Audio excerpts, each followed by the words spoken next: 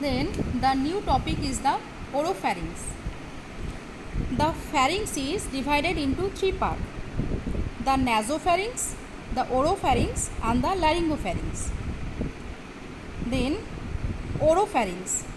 The oropharynx is extend superiorly from the soft palate and inferiorly to the upper border of the epiglottis. This is the hard palate, this is the soft palate, this is the epiglottis. So the oropharynx is extend from superiorly from the soft palate and inferiorly up to the upper border of the epiglottis. Then the dorsally the oropharynx is supported by the retropharyngeal space and the C2 and C3 cervical vertebra.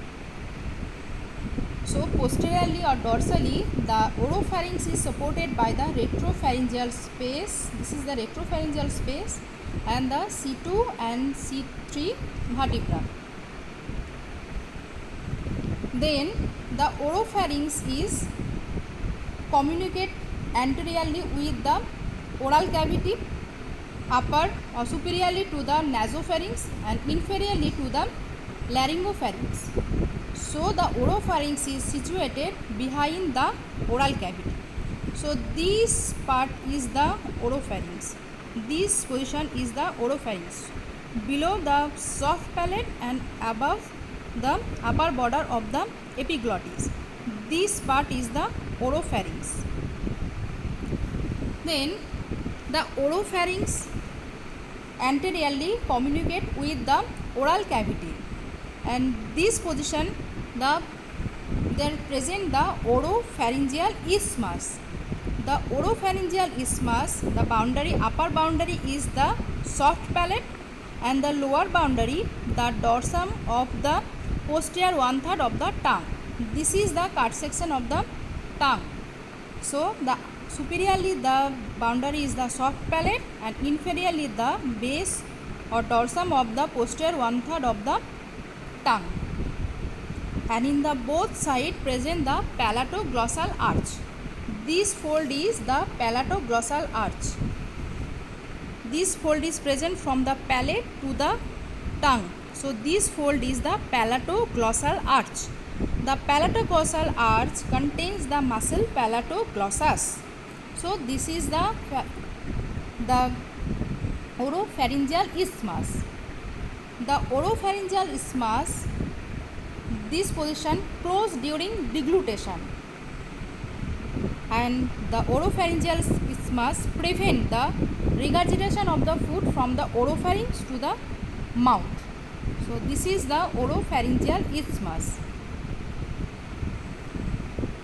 Then the oropharynx superiorly continuous with the nasopharynx, and there present the pharyngeal isthmus. This is the pharyngeal isthmus. The pharyngeal isthmus also closed during deglutition, and the pharyngeal isthmus prevent the regurgitation of the food from the oropharynx to the nasopharynx. Then come to the oropharynx. In the lateral wall of the oropharynx there is a triangular fossa, and this fossa is called the tonsillar fossa. The tonsillar fossa is bounded anteriorly by the palatoglossal fold or palatoglossal arch, and this is also called the anterior pillar. And the tonsillar fossa posteriorly bounded by the palatopharyngeus fold. This is the palatopharyngeus fold. So this is the palatoglossus and the palatopharyngeus fold. The palatopharyngeus fold is also called the posterior pillar. The palatoglossal arch contains the muscle the palatoglossus, and the palatopharyngeus muscles, the palatopharyngeal arch contains the muscle palatopharyngeus.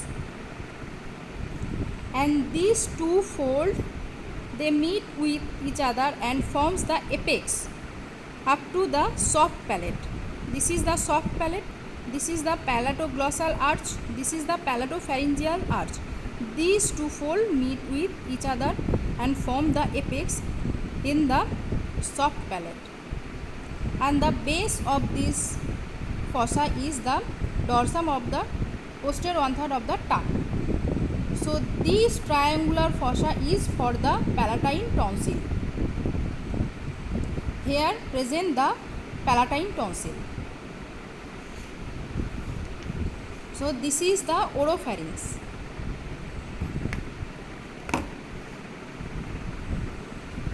Then this is the another specimen of the tongue with pharynx and larynx.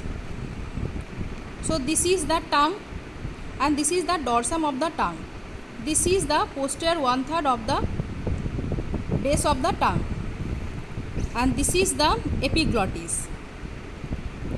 So this portion is the oropharynx.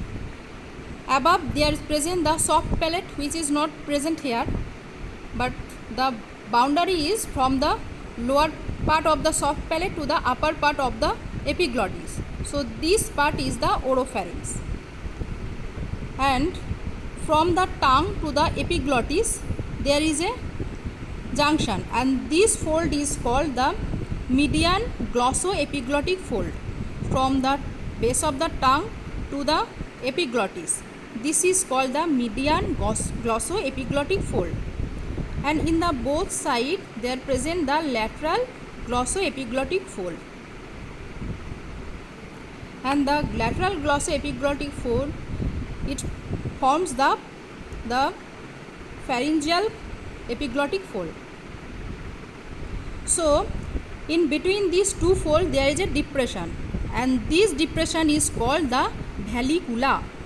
So the medial boundary of the vallicula is the median glossoepiglottic fold, and the lateral boundary is the lateral glossoepiglottic fold. This depression is the vallicula. In the both lateral side, see this the palatine tonsil, and anterior fold is the palatoglossal fold, and the posterior fold is the palatopharyngeus fold. This is the anterior pillar and this is the posterior pillar, and this tonsil is the palatine tonsil. So these are the oropharynx. Then the nerve supply of the oropharynx. In the vallicula, the nerve supply is the internal laryngeal nerve, branches of the superior laryngeal nerve, and branches of the vagus nerve. And rest part of the oropharynx is supplied by the glossopharyngeal nerve and some part of the lesser palatine nerve. So the oropharynx is mainly supplied by the 9 and 10 cranial nerve. Then the function of the oropharynx. The oropharynx is the common passage for the air and food. The oropharynx helps in the pharyngeal phase of the deglutition. Then the oropharynx helps to maintain the immunity and the defense against the intruders of the intruders of the air and the food. So the oropharynx gives the immunity or the defense against the air and food through the palatine tonsil. Thank you.